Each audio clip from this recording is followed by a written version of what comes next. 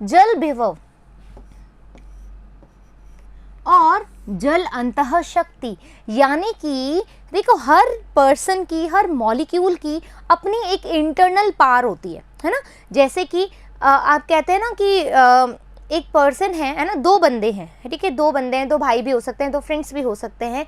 एक में कैपेसिटी है कि वो हर विषम परिस्थितियों में भी एग्जाम में एकदम क्लियर हो जाता है, और दूसरा बंदा है वो उसको सारी फैसिलिटी प्रोवाइड होने के बाद भी वो आगे निकल ही नहीं पाता है। तो यानी कि आपकी मतलब जैसे होता है ना, एक फुटपाथ पे बैठने वाला जो बच्चा है वो भी आईएएस ऑफिसर बन जाता है, जबकि महलों में रहने वाला बच्चा कुछ भी नहीं बन पाता है।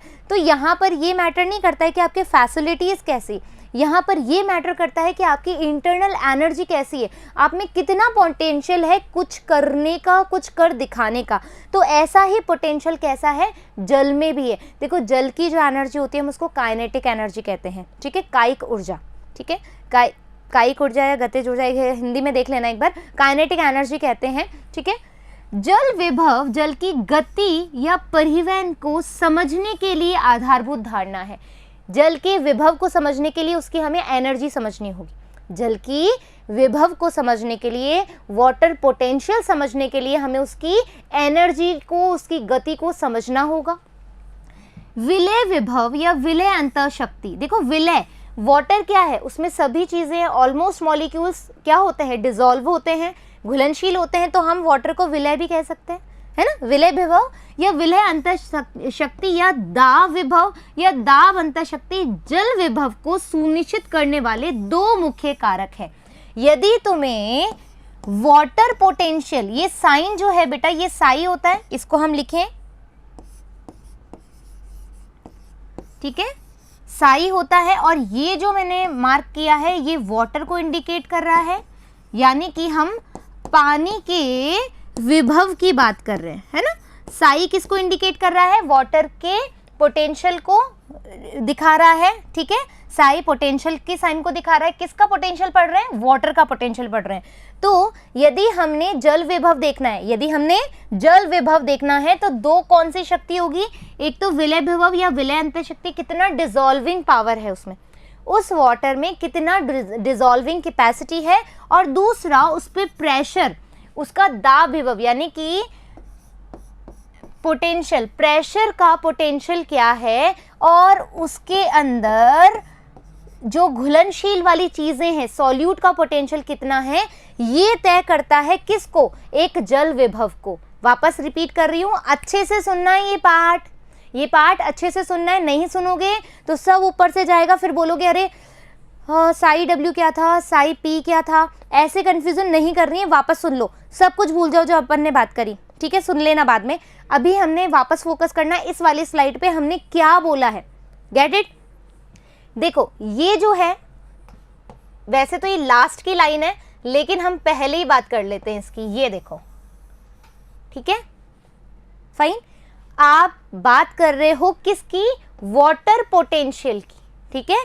वाटर का विभव क्या है, जल का विभव क्या है, तो जल के विभव को पता कराने के लिए हमारे पास दो चीजें जो है मुख्य फैक्टर्स हैं, या हम बोल सकते हैं मेन फैक्टर्स हैं। कौन कौन से फैक्टर्स हैं, एक तो विलय विभव, विलय विभव यानी कि जो एक सॉल्यूट है ना, जो चीज उसमें घुल रही है उसका पोटेंशियल क्या है, और दूसरा है कि उस पे दाब कितना लग रहा है, कितना प्रेशर लग रहा है।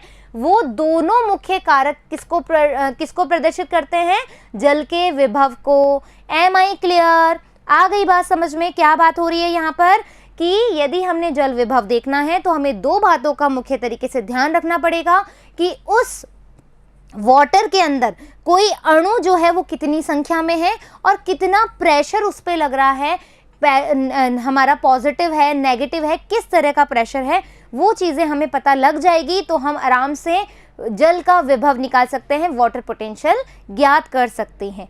आ गई बात समझ में, एक बार यहाँ का स्क्रीनशॉट ले लो, आगे चलते हैं। अब देखो, जल के अणुओं में गतिज ऊर्जा होती है, यानी कि काइनेटिक ऊर्जा, यानी कि काइनेटिक ऊर्जा को हम क्या बोलते हैं, गतिज ऊर्जा बोलते हैं।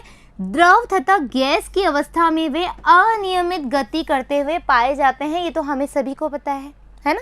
द्रव और गैस की अवस्था में जो वाटर मॉलिक्यूल होता है वो कहीं पर पर भी गति करता है, हाँ या ना। तो यह गति तीव्र और स्थिर दोनों तरह की हो सकती है ना।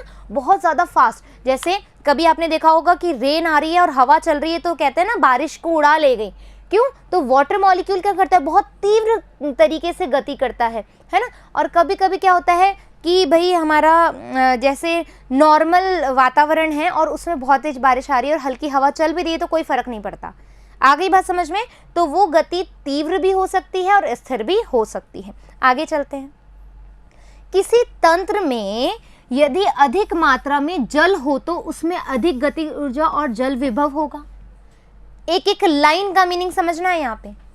किसी तंत्र में, बना लेते हैं किसी तंत्र को, आ जाओ, ये हमारा एक तंत्र है, एक सिस्टम है। किसी तंत्र में अधिक मात्रा में जल हो तो, वाटर बना दूं, बहुत अधिक मात्रा में जल है, बहुत अधिक मात्रा में जल है, ठीक है। तो एक बार बताओ, जब जल ज्यादा है तो इसके अंदर जो वाटर मॉलिक्यूल होंगे, ठीक है, जो वाटर मॉलिक्यूल होंगे वो भी ज्यादा होंगे। एम आई राइट? वाटर मॉलिक्यूल भी ज्यादा होंगे, है ना। वाटर मॉलिक्यूल ज्यादा होंगे तो नेचुरल सी बात है, मान लो कि मैं यहां पर, देखो 1 मिनट रुको, ये वाटर ये बनाया मैंने और ये लो, वाटर में मैं ऐसे दिखा रही हूं, ठीक है, ये वाटर मॉलिक्यूल बताया मैंने।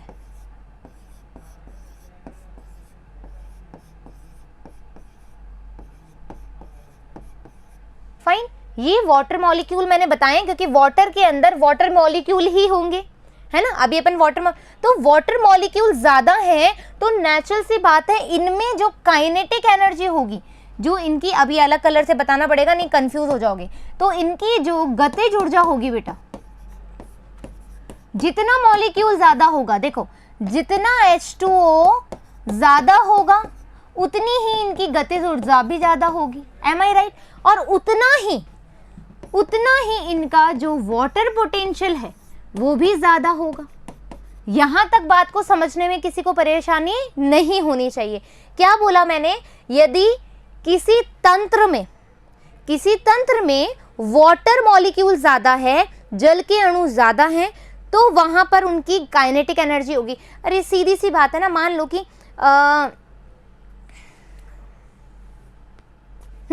मान लो कि एक कमरा है और कमरे में बहुत सारे बॉयज ही बॉयज हैं, है ना, बॉयज ही बॉयज हैं, तो बॉयज ही बॉयज है, एक ही जैसे अणु है ना, सारे बॉयज है, एक ही हाइट के हैं, एक ही एज के हैं, ठीक है, और मान लो सारे ही प्लेयर हैं, तो उनको एक तरफ रख दिया जाए और एक दूसरे कमरे में जो हैं वो एज में अलग अलग बच्चे होंगे, मतलब कुछ बड़े बच्चे होंगे, कुछ छोटे बच्चे होंगे, इसमें गर्ल्स भी मिक्स होंगे, इसमें बॉयज़ भी मिक्स होंगे। तो यदि अपन एक ही जल के अणु को लिया जाए, यानी बॉयज़ वाला, तो उनकी एनर्जी भी ज़्यादा होगी। क्यों? क्योंकि एक तो बराबर एज के होंगे, बराबर जेंडर के होंगे, है ना, और बराबर और एक ही तरह की क्वालिटी होगी, कैसे? स्पोर्ट्समैन की। लेकिन यदि अपन दूसरे कमरे में नॉर्मल बच्चे हो सकते हैं, कुछ उसमें खिलाड़ी भी हो सकते हैं, किसी की हाइट अच्छी भी हो सकती है, तो वहां पर जो पोटेंशियल होगा और इस कमरे में जो पोटेंशियल होगा, दोनों में डिफरेंस आएगा। ये बात तो सही है। तो वैसे ही क्या बोला, जब जल के अणु अधिक होंगे तो उनका काइनेटिक एनर्जी भी अधिक होगा, है ना, और उसमें उतना ही विभव भी होगा। भाई कार्य करने का पोटेंशियल भी तो ज्यादा होगा। एक ही जैसे बंदे होंगे तो कार्य करेंगे अच्छे, एकदम दमदार कार्य करेंगे, है ना, तो पोटेंशियल अच्छा होगा। आगे बात समझ में। अतः ये सुनिश्चित है कि शुद्ध जल में, very very important for the NEET examination, so इस लाइन को एकदम ध्यान से पढ़ो। अतः ये सुनिश्चित है, शुद्ध जल, प्योर वाटर, यदि हम प्योर वाटर की बात करें जिसमें कुछ भी नहीं मिला हुआ है, यदि हम प्योर वाटर की बात करें जिसमें कुछ भी नहीं मिला हुआ है, तो उसका जल विभव क्या होगा? ज्यादा होगा, सबसे ज्यादा होगा, ठीक है। तो यदि हम बात करें, किधर बात करें, यदि हम प्योर वाटर की बात करें बेटा, है ना, प्योर वाटर की बात, अभी इसमें कुछ भी नहीं मिलाया था अपन ने, है ना, इस जल तंत्र में कुछ भी नहीं मिला, ये प्योर वाटर है, एकदम शुद्ध जल है, तो इसका जो जल विभव होगा, इसका जो जल विभव होगा वो 0 होगा। 0 ही सबसे ज्यादा है यहाँ पर अमाउंट, ठीक है। यदि तुमसे पूछे water potential of pure water, शुद्ध जल का जल विभव क्या है, तो सबसे ज्यादा है, और सबसे ज्यादा क्या है? 0 है। आ गई बात समझ में? एक बार स्क्रीनशॉट ले लो, एक बार स्क्रीनशॉट ले लो यहाँ का। डन। अब देखो, यदि कोई दो अंतर्विष्ट जल तंत्र में संपर्क में हो, वापस सुन लो, अब लाइन चेंज हो रही है, समझने वाली बात आ रही है। यदि कोई दो अंतर्विष्ट जल तंत्र के संपर्क में हो तो पानी के अणु के अनियमित गति के कारण, तो पानी के अणु के अनियमित गति के कारण जल में वास्तविक गति की त्वरित गति ज्यादा ऊर्जा वाले भाग से कम ऊर्जा वाले भाग की तरफ होगी। Very very important line, NEET में हो चाहे तुम्हारी 11th क्लास की क्वेश्चंस में हो, ऐसा क्वेश्चन देखने को तुम्हें जरूर मिलेगा। क्या बोला इसने? यदि कोई दो अंतर्विष्ट, एक अपन खाली स्लाइड ले ही लेते हैं, आ जाओ। ये दो सिस्टम की बात कर रहा है, ये एक सिस्टम ए है, ये सिस्टम बी है। क्या बोल रहा है सुनो, यदि दो अंतर्विष्ट जल तंत्र संपर्क में हो, हमने भी बना दिया क्या? एक मिनट बच्चा, है ना, दो जल तंत्र एक दूसरे से संपर्क में हो, बात हो गई, आ जाओ। तो पानी के अणु अनियमित गति के कारण, तो पानी के अणु अनियमित गति के कारण जल के वास्तविक गति की त्वरित गति ज्यादा ऊर्जा वाले भाग से कम ऊर्जा वाले भाग में होंगे। क्या कहना चाह रहा है मैम? समझ नहीं आ रहा, अब समझाती हूं। मान लो यहां पे पानी बहुत ज्यादा है, यहां पे पानी कम है, यहां पे पानी कम है ना, और यहां पे पानी ज्यादा है। ठीक है, बात कोई दी, तुम ये बात समझ जाओगे ना बच्चों, तो कभी भी ऐसे क्वेश्चंस को सॉल्व करने में कोई तुम्हें समस्या नहीं आएगी, एकदम चीजें सॉर्ट आउट हो जाएगी। हमने बोला दो तंत्र हैं, एक में पानी ज्यादा है, एक में पानी कम है। ठीक है, अब हो सकता है इस पानी में कुछ मिला हुआ हो और ये वाला प्योर वाटर है।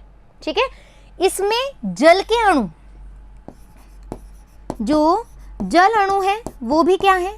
ज्यादा है। आपको पता है जल अणु ज्यादा होंगे तो उसकी गतिज ऊर्जा भी ज्यादा होगी, है ना, और गतिज ऊर्जा ज्यादा है तो इसका विभव भी ज्यादा होगा। ये बात समझ में आ गई? पानी कम है तो जल के अणु भी कम होंगे, है ना, जल के अणु कम है तो नेचुरल सी बात है इसकी गतिज ऊर्जा भी कम होगी और इसका विभव भी क्या होगा? कम होगा। तो क्या हुआ सिस्टम? जब जल के अणुओं की बात की जाए बच्चों, तो जल के अणु हमेशा अधिक सांद्रता से कम सांद्रता की तरफ जाएंगे। जल के अणु हमेशा अधिक सांद्रता, यहां लिख दो अधिक सांद्रता, वाटर कॉन्सेंट्रेशन ज्यादा है, अधिक सांद्रता है, यहाँ पे केवल वाटर की बात कर रहे हैं, और यहाँ पे कम सांद्रता है बच्चों। तो ये जो वाटर के अणु है वो कहां पर मूवमेंट करेंगे? सिस्टम ए से सिस्टम बी की ओर मूवमेंट करेंगे। क्या करेंगे? सिस्टम ए से सिस्टम बी की ओर मूवमेंट करेंगे। कब?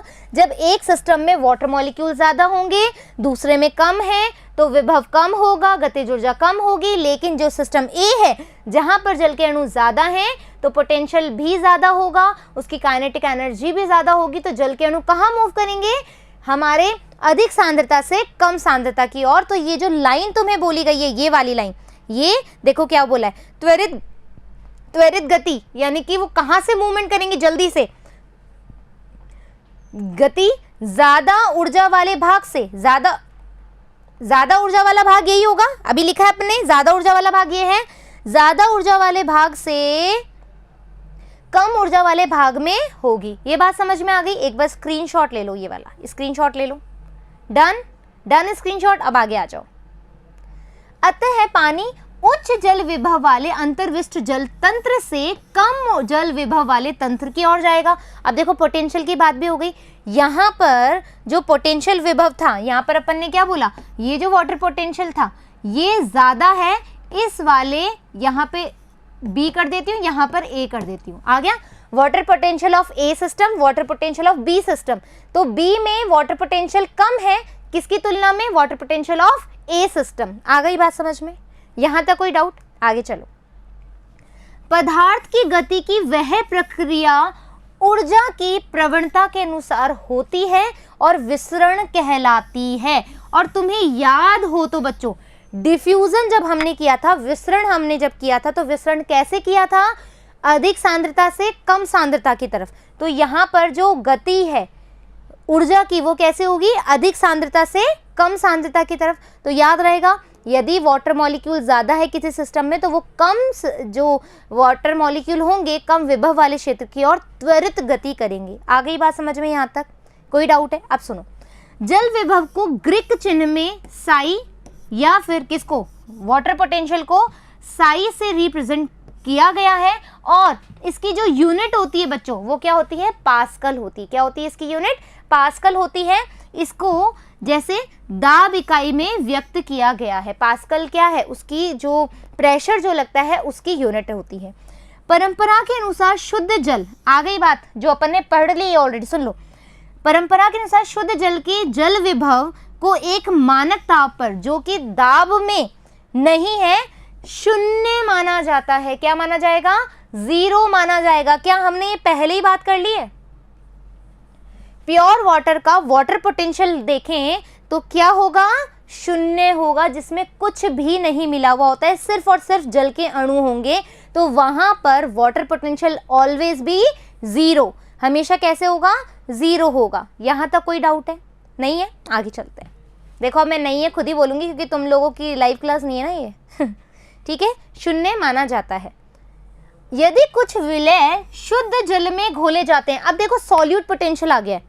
हमने बात करी थी स्टार्टिंग में आ जाओ एक बार, ठीक है। हमने ये चीज पढ़ ली है बच्चों, ये क्या होता है हमने ये चीज पढ़ ली है, ये चीज पढ़ ली है। अब हम इस वाली बारी पे जा रहे हैं। किस पे जा रहे हैं हम? साई एस पे जा रहे हैं, ठीक है। इस वाले भाग पे जा रहे हैं। ये वाला अपन ने क्लियर कर लिया, ये हमें समझ में आ गया है। अब अपन इसको समझने की कोशिश कर रहे हैं कि क्या बात है ना। आ जाओ,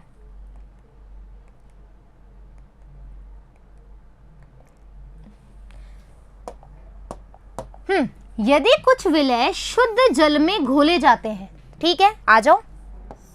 ये हमारा प्योर वाटर है, इसमें ये लो, ये हमारा प्योर वाटर है, फाइन। अब प्योर वाटर में कुछ इम्प्योरिटीज मिला देते हैं। ये कुछ मॉलिक्यूल्स मिला दिए हमने, ठीक है। ये मॉलिक्यूल लिए और इसके अंदर डाल दिए। आ जाओ, डाल दिए। हमने क्या बोला? शुद्ध जल में घोले जाते हैं, कुछ विलय शुद्ध जल में घोले जाते हैं तो घोल में मुक्त पानी के अणु कम हो जाएंगे। अरे नेचुरल सी बात है भाई, यदि तुम पानी को गंदा करोगे तो पानी प्योर रहेगा क्या? नहीं रहेगा ना।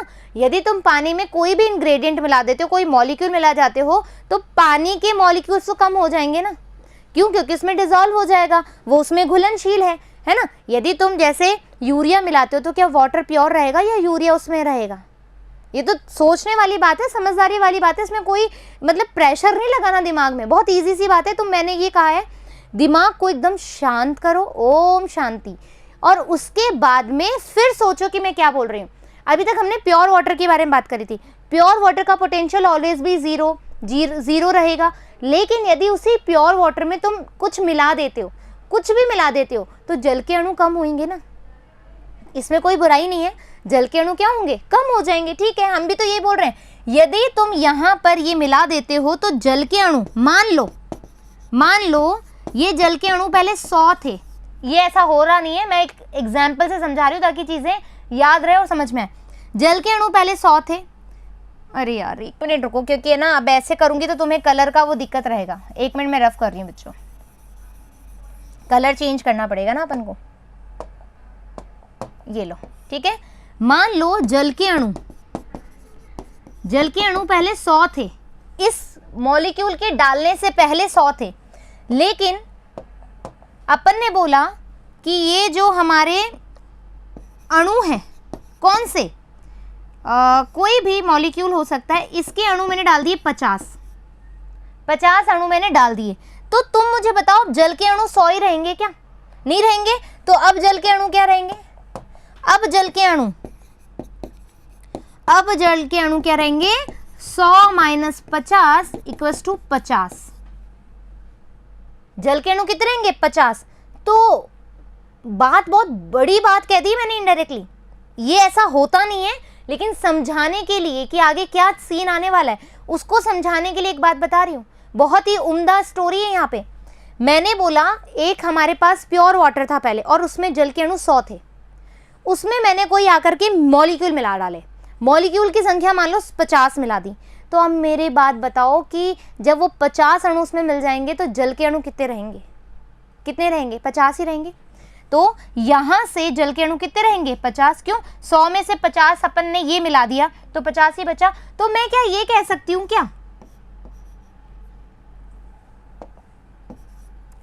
क्या मैं ऐसा कहूं? तो मुझे नहीं लगता मैंने कोई गलत बात कह दी है। यदि मैं ऐसा कहूं तो मुझे नहीं लगता मैंने कोई गलत बात कह दी है। एक बार अच्छे से स्क्रीनशॉट ले लो और समझो कि मैंने क्या लिखा है। एक बार स्क्रीनशॉट ले लो और समझो कि मैंने क्या कहा है, तुम्हें क्या समझाना चाहे। यदि तुम्हें ये चीज समझ में आ जाएगी ना बच्चों, तो डेफिनेटली तुम नीट में क्वेश्चन कर पाओगे और उस समय तुम्हें फील होगा कि हमने मैम की बात मानी है तो बहुत सही किया है। उस समय आ गई बात समझ में। यदि मैं ये बात बोलूं, ये देखो ये वाले अणु ये वाला था और ये वाला अणु ये वाला अणु था, 50-50 हो गए। तो यानी कि जितना तुम सॉल्यूट मिला रहे हो उस वाटर में उतना ही उसका विभव घट रहा है, उतना ही जल का पोटेंशियल घट रहा है ना, जितना सॉल्यूट तुम मिला रहे हो। ठीक है, आ जाओ आगे पढ़ते हैं। तो मुक्त पानी में अणु कम हो जाते हैं, जो पहले वाटर मॉलिक्यूल था उतने नहीं रहेंगे। जल की सांद्रता स्वतंत्र ऊर्जा घट जाएगी, उसकी काइनेटिक एनर्जी भी। भाई एक बार बताओ कि यदि 100 बच्चे पहले एक जैसे थे, नहीं मतलब जैसे कि एक क्लास में 5th क्लास है, 5th क्लास के सारे बच्चे 5th क्लास के हैं, तो उनका एक अलग पोटेंशियल रहेगा, वो प्योर है, उसमें सिर्फ और सिर्फ 5th क्लास के बच्चे। मान लो कोई जंप करके 4th क्लास का बच्चा, नहीं 3rd क्लास का बच्चा 5th में आ जाए, 4th को क्लियर ना करे, तो उसके पोटेंशियल में कहीं ना कहीं डिफरेंस आएगा। या मैं उस 5th क्लास में 6th क्लास के बच्चों को डाल दूं तो वो प्योर नहीं रहेगा, इम्प्योरिटी आएगी। तो वो जो 5th क्लास के बच्चे जिस पोटेंशियल से काम कर पा रहे थे, वो पोटेंशियल कब डाउन हो जाएगा? जब 6ठी क्लास का बच्चा या फिर 3री क्लास का बच्चा उसमें आ जाएगा, यानी कि इम्प्योरिटी आ गई, इंग्रेडिएंट्स हमने मिला दिए। आई बात समझ में यहाँ पर? तो जल विभव भी कम हो गया। हमने क्या बोला यहाँ पर? जल के अणु कम हुए। जैसे ही जो वाटर मॉलिक्यूल है ये कम हुए तो उसका जो वाटर पोटेंशियल है वो भी कम होगा। इसलिए सभी विलयनों में शुद्ध जल की अपेक्षा जल विभव निम्न होता है। ठीक है, तो क्या हुआ? जितने भी विलयन है जिसमें कुछ मिक्स है ना, तुम्हें पता हो तो हमने बात करी थी शुद्ध जल के विभव की। शुद्ध जल के विभव क्या था? 0 था, है ना। यहां पे लिख दूं प्योर। ठीक है, प्योर वाटर का जो विभव है वो 0 है। लेकिन यदि इसमें अपन कुछ मिला दें तो वो क्या हो जाएगा? इधर लिख देती हूँ, यदि विलयन हो, है ना, जिसमें उसमें कुछ इस वाले विलयन का, ठीक है, इस विलयन का अपन वाटर पोटेंशियल देखें तो वो क्या हो जाएगा? नेगेटिव हो जाएगा। ये बहुत ही बड़ी बात है। यदि तुम इस शुद्ध वाटर में कुछ मिला देते हो, प्योर वाटर में कुछ मिला देते हो, तो वो 0 से कहाँ चला जाएगा? नेगेटिव में चला जाएगा। भाई 0 से कम तो नेगेटिव ही होगा ना, ये तो पता है ना, मैथ्स में तो हमने कराई ये चीज़ें। तो 0 से कम क्या होगा? माइनस में जाएगा, तो वो नेगेटिव हो जाएगा। क्या हमने यही बात यहाँ पढ़ी है कि इसलिए सभी विलयनों में शुद्ध जल की अपेक्षा जल विभव निम्न होता है, यानी कि माइनस में चला जाता है, नेगेटिव में चला जाता है। बात क्लियर? एक बार में चीज़ नहीं समझ में आ रही है तो दूसरी बार में समझो, दूसरी बार भी नहीं समझ में आ रही है तो तीसरी बार में समझो, लेकिन हिम्मत नहीं हारनी है। क्वेश्चन आएगा नीट वाले बच्चों, क्वेश्चन आएगा। ठीक है, इस निम्नता का परिमाण, जो ये नेगेटिविटी जा रही है, एक विलय के द्रवीकरण के कारण होता है। मतलब जितना तुम उसमें सॉल्यूट मिलाओगे उसके कारण हो रहा है, जिसे विलय विभव कहा जाता है। जिसे क्या कहा जाता है? विलय विभव कहा जाता है। ये कहाँ करूं मैं इंडिकेट? ये वाला, ठीक है, विलय विभव कहा जाता है। ठीक है, अब आ गया साइन, साई एस आ गया। साई एस सदैव नकारात्मक होता है। नकारात्मक है भाई, तुम आओगे और किसी का पोटेंशियल कम कर दोगे तो नेगेटिविटी तो फैला रहे हो, ये याद रखो बात को। यदि तुम किसी पर्सन, बहुत अच्छा पर्सन है, बहुत ही प्योर शुद्ध आदमी है, और तुम कोई खराब बंदे हो और तुमने उसको भी ऐसा ही बना दिया, तो तुमने नकारात्मकता शो करी ना उसके लिए, उस बंदे के लिए? कहाँ इतना अच्छा पॉजिटिव बंदा था, प्योर था, तुमने उसको कहीं ना अनाप शनाप चीज़ें सिखा दी और तुमने उसको भी गंदा कर दिया। दैट मीन्स तुमने नेगेटिव बना दिया उसको। तो हमेशा हमेशा जो हमारा सॉल्यूट पोटेंशियल रहेगा वो ऑलवेज नेगेटिव रहेगा बेटा। क्यों रहेगा? क्योंकि उसने क्या कर दिया, शुद्ध बच्चे को गंदा बच्चा बना दिया। आगे बात ये याद रखने का तरीका है। तो साई एस सदैव नकारात्मक होता है जब विलय के अणु अधिक होते हैं। जब विलय के अणु अधिक होते हैं तो साई एस हमेशा अधिक नकारात्मक हो जाता है। कैसा होता है? मतलब रहेगा तो ये नकारात्मक ही, लेकिन जितना तुम सॉल्यूट डालोगे उतना ही ज्यादा नेगेटिव।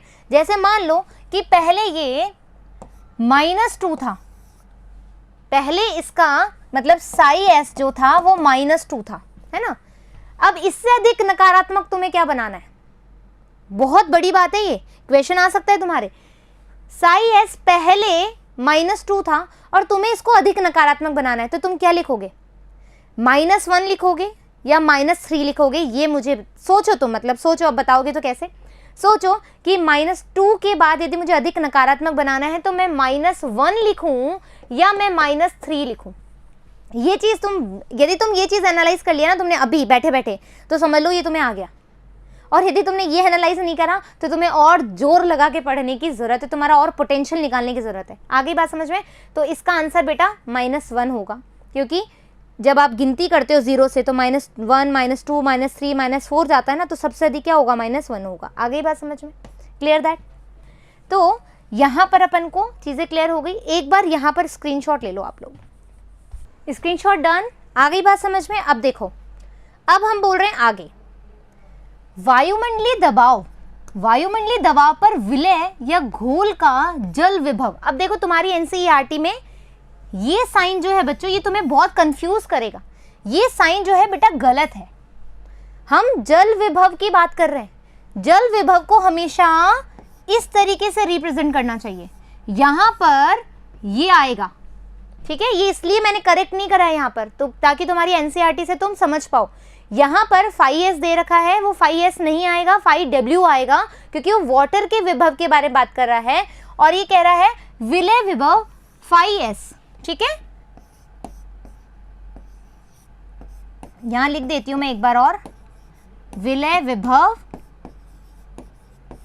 और ये जल विभव है, ठीक है। ये बात तो हो गई पहली बात, है ना। इन दोनों के कैसे रिप्रेजेंट करना चाहिए। अब जो कहना चाह रहा है वो सुनो।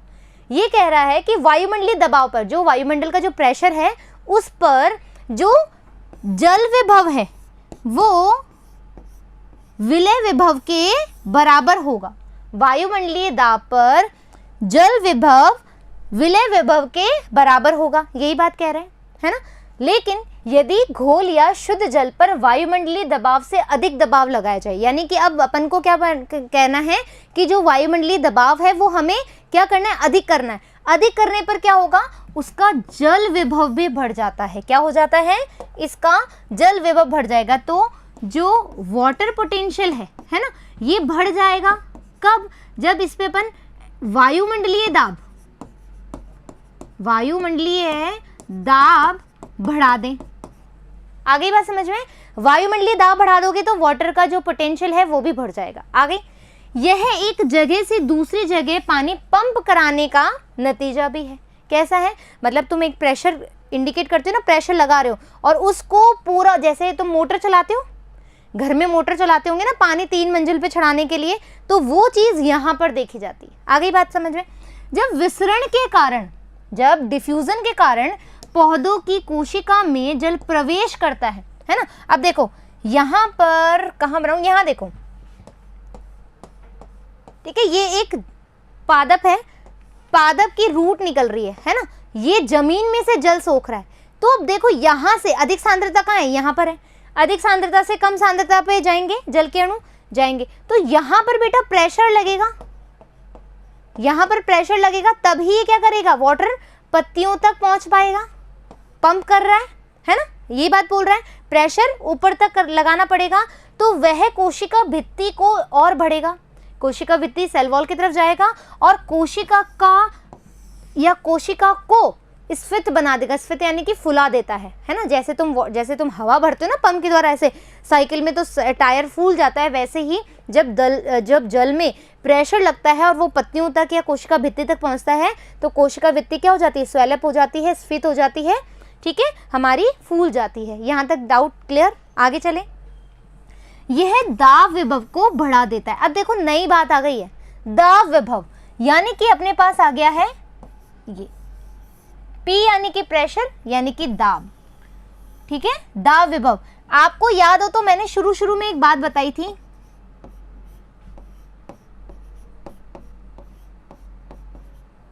इस चीज का इंडिकेशन मैंने बताया था आपको। अब हमने इसकी बात कर ली है, इसकी बात कर ली है, अब अपन किसकी बात कर रहे हैं, इस थर्ड वाले की बात कर रहे हैं।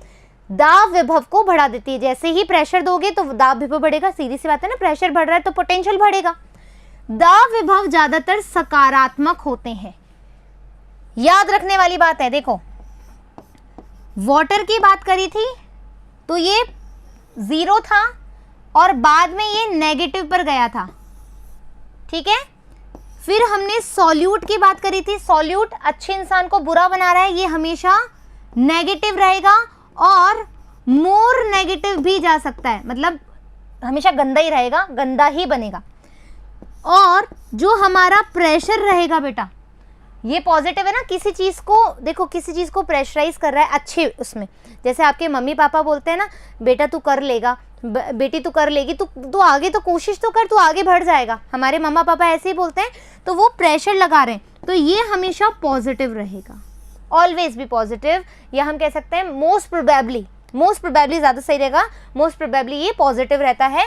तो दाब विभव पर जो दाब विभव है हमारा ज़्यादातर सकारात्मक होता है, ऑलवेज भी नहीं बोलेंगे, मोस्ट प्रोबेबली बोलेंगे कि भाई ये कैसा रहेगा, पॉजिटिव रहेगा, पॉजिटिव रहेगा। ये बात बहुत इंपॉर्टेंट है क्वेश्चन सॉल्व करने के लिए। पौधों में नकारात्मक विभव या जाइलम के जल खंड में तनाव के एक तने में जल के परिवहन में महत्वपूर्ण भूमिका निभाता है। दाब विभव को 5P से चिन्हित किया गया है। कोशिका का जल विभव, कोशिका का जो वाटर पोटेंशियल है, कोशिका का जो वाटर पोटेंशियल है वो विलय और दाब विभव, वो विलय और दाब विभव दोनों से ही प्रभावित होता है। वाटर पोटेंशियल किससे प्रभावित होगा, यदि सॉल्यूट ज्यादा होगा तो वाटर पोटेंशियल घट जाएगा, है ना, प्रेशर ज्यादा होगा तो वाटर पोटेंशियल बढ़ जाएगा। इन दोनों के बीच एक संबंध जो है वो निम्न प्रकार का होता है। सॉरी, अब देखो वापस से राइट साइन नहीं है, यहां पर जो इक्वेशन बनेगी वो ऐसी बनेगी,